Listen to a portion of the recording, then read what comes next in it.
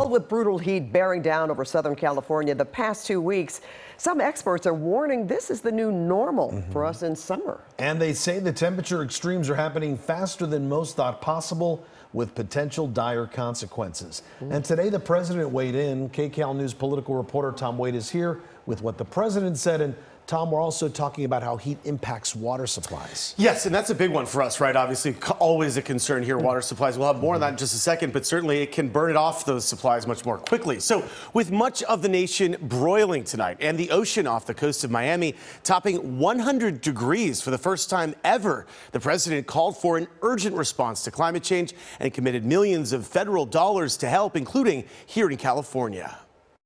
Unbearable, deadly heat continues its grip on the West. In Southern California, it's not just hot, it's also dangerous, with dry brush easily igniting and flames spreading, forcing crews to chase multiple fires. Outdoor work is becoming higher risk as well, with unending and unrelenting heat. President Biden Thursday evening weighing in on deep concerns about the changing climate.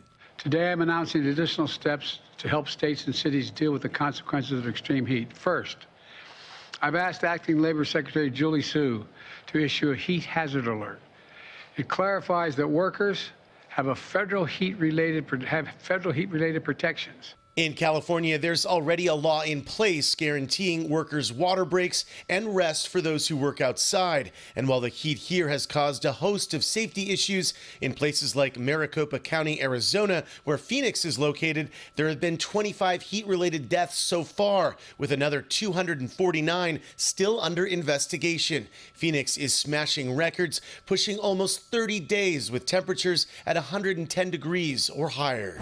The blazing heat is also raising concerns about drinking water, especially in California, where rainy seasons and water supplies are becoming less predictable. The Department of Interior is using infrastructure funding to expand water storage capacity in the western states. Experts say action now on Southern California's drinking water infrastructure is critical. It's like living through a science fiction movie. Felicia Marcus is the former chair of the California State Water Resources Control Board and is now a Landreth Visiting Fellow at Stanford University. Heat has a tremendous impact on water. It has a tremendous impact on energy. It's not just forest fires, it's all the equipment wasn't built to withstand some of these extreme temperatures. So billions are going to have to be put into rebuilding the lines we already do have in order to make them more resilient to heat. Marcus and other experts are warning that extreme temperatures will mean higher death tolls. Even now, researchers say heat is killing perhaps 10 times more people than is recorded because of other health issues.